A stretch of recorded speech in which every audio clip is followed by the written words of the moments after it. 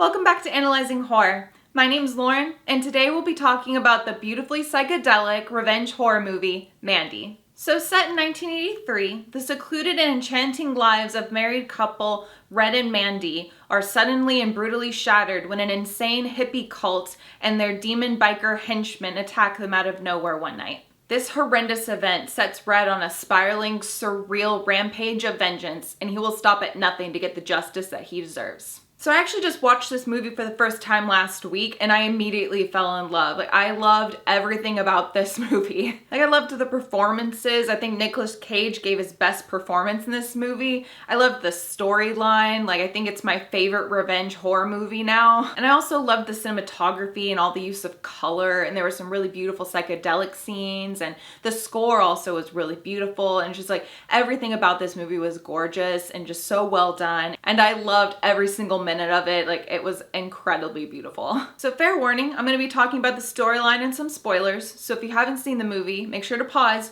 go watch the movie, and come back afterwards. All right, so let's get into my thoughts on Mandy. I'd like to start off by talking about performances and my two favorite characters. So first off, you could probably guess, I absolutely love Nicolas Cage as Red. I think he did an absolutely phenomenal job in this role. I've always been a fan of his, but wow, did he blow me away in this movie. The sheer emotional range that this man portrayed in this movie, I was absolutely floored. It was so incredible.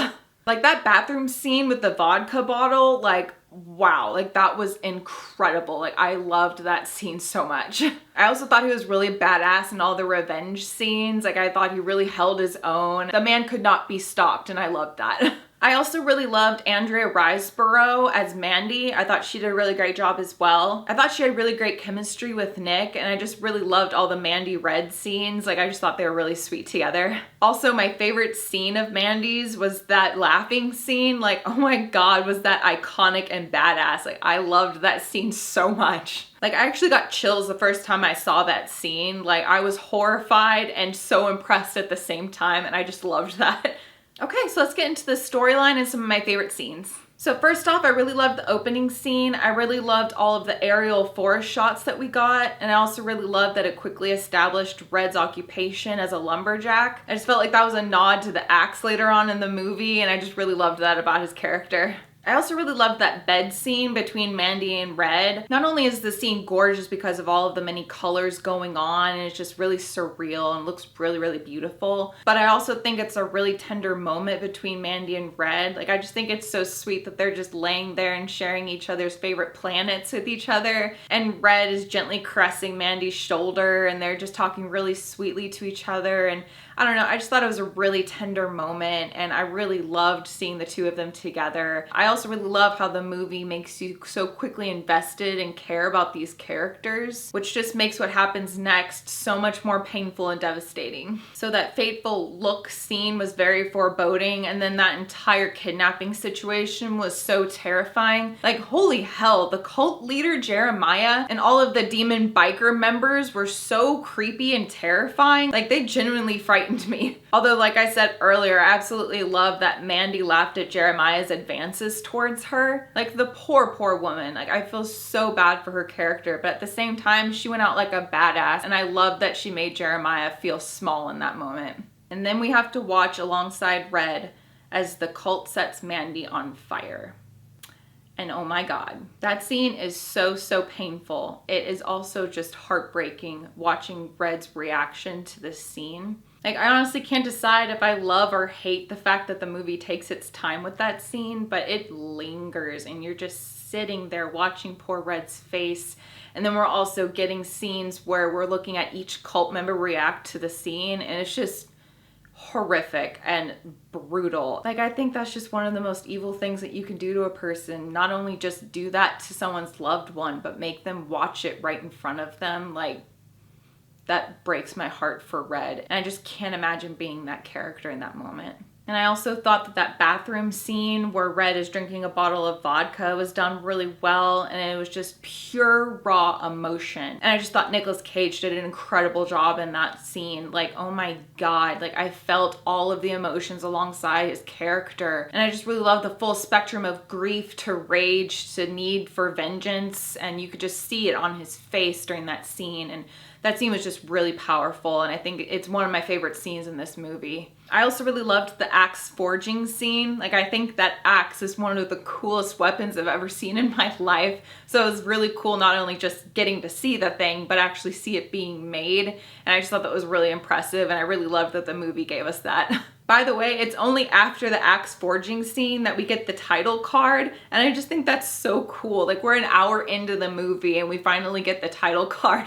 I don't know, I just thought it was really unique, and I love when movies play with like timing on giving you the title card, and I just thought it added that extra layer of uniqueness to the movie, and it made it all the more special of an experience, so I thought I'd throw that in there. And then the movie fully turns into a revenge horror, and I just love that shift in the storyline. Not only do I love a good revenge horror, but I loved all of the battle scenes in the second half of the movie. I really loved how you could tell that Red was very capable during each battle, but at the same time you were so scared for his character. Like, he wasn't invincible, so you still had that added tension and stress during each battle. Like, is he gonna make it? I don't know. Oh, close call. Oh man. Like, speaking of which, I think my favorite battle scenes are all of the demon biker members fights, and then that iconic chainsaw scene. I think one of the reasons why I really loved all of the battles with the demon biker members is we get a good range of variety with those. I really liked how some were more on the simpler end, some were really difficult. They all had their own setting, and I also really loved how they all died in a different way, and I just really loved the variety that the movie gave you with all of the battle scenes. I just thought that was really cool, and it was all the more immersive for me. And like each one, I was just like, oh, what's gonna happen in this one? So I just thought that was really cool.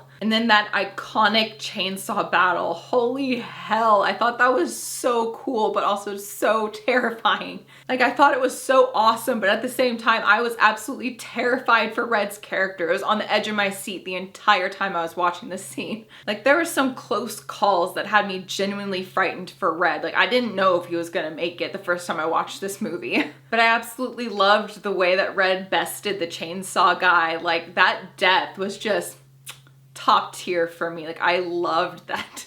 I think that was my favorite death out of the entire movie. Like, I just thought it was so cool. It was so satisfying and also really clever, and I loved it so much.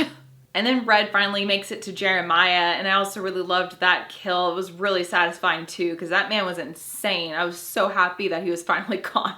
I also really loved the use of practical effects during this scene. Like, the movie didn't have to show us the skull crushing scene, but they did, and they used practical effects, so I just really loved that about this scene. And then we get the last couple of scenes of the movie where Red sets the cult's church on fire and then just drives off. And I also really love that he got to see Mandy in the car as he drives off as well. I also really love how we get to find out why the shirt that Red's been wearing during the movie is his favorite shirt. It's because he wore it the first time that he saw and met Mandy. And I just thought that was really sweet.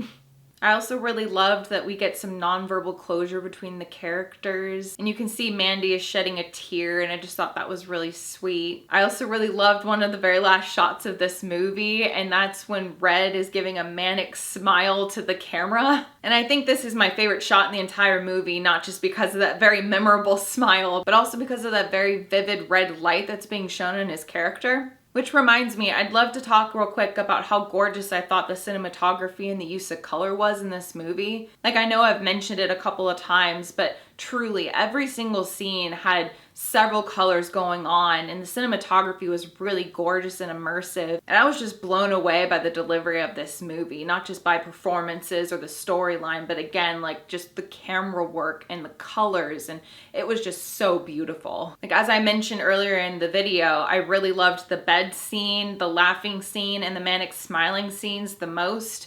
I just thought, again, they had so many colors going on, and it was just very vibrant, and it was just very, very immersive for me, and I just really, really loved that. I also loved all the psychedelic scenes. I thought they were really trippy and they were beautiful, and like the hazy, swirly colorway. I also really loved how almost all of the dream sequences are animated. I thought that added an extra layer of uniqueness to the movie, and I just really loved those because they were also really colorful, and it was just very, very pretty. I just thought this movie was very immersive. It was haunting but satisfying at the same time. And like I keep saying, the colors are just really, really gorgeous. Some of the cinematography is incredibly captivating. And also I mentioned the score earlier. I thought that there were some melodies that were truly beautiful, and it added so much to the experience. And that's also something. This movie doesn't feel just like a movie to me. It feels like an experience. Like I went through something in this movie, and it just feels so much more than just a film for me. It just felt like I went on a journey